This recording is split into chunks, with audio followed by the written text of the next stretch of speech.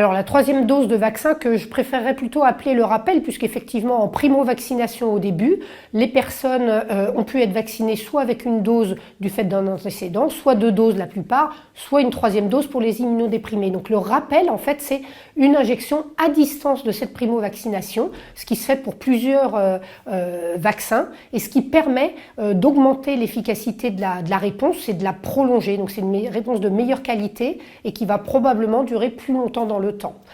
Ça a pour objectif à la fois de protéger les personnes fragiles des formes sévères, parce qu'au bout de quelques mois, la protection, même si elle est bonne avec une primo-vaccination, on sait qu'elle diminue un petit peu. Et chez les soignants, évidemment, ça a pour objectif de protéger les patients fragiles dont ils vont s'occuper. Le deuxième objectif, c'est également de diminuer globalement dans le pays la circulation du virus afin de limiter l'encombrement et la saturation des services de soins.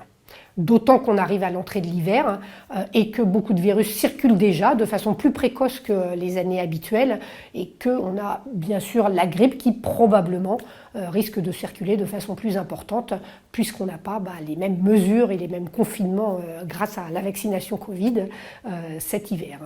Donc cette dose de rappel, elle est pour les plus de 65 ans pour l'instant, pour les personnes atteintes de pathologies chroniques un petit peu plus fragiles, et leur entourage, d'ailleurs, familial aussi.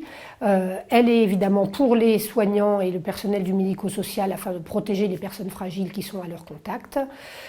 Il n'est pas nécessaire de faire une sérologie auparavant, car l'objectif de ce rappel, c'est bien sûr de prolonger au-delà. Donc on n'attend pas que les gens ne soient plus protégés, on fait le rappel suffisamment à distance. Il faut un minimum de 4 mois après la primo-vaccination pour la plupart des vaccins pour avoir cet effet booster prolongé, mais la sérologie n'apporte rien, d'autant qu'on n'a pas de seuil de protection qui soit connu et établi, et d'autant qu'avec les variants, ce seuil varie, puisque le variant initial, c'était un seuil plus bas, le variant Delta, le vaccin marche bien, mais il faut un seuil de protection plus haut, donc il n'y a pas un seuil standard qui nous dirait que c'est bien et que ce n'est pas nécessaire de faire de rappel. Le rappel peut être fait en même temps que le vaccin grippe.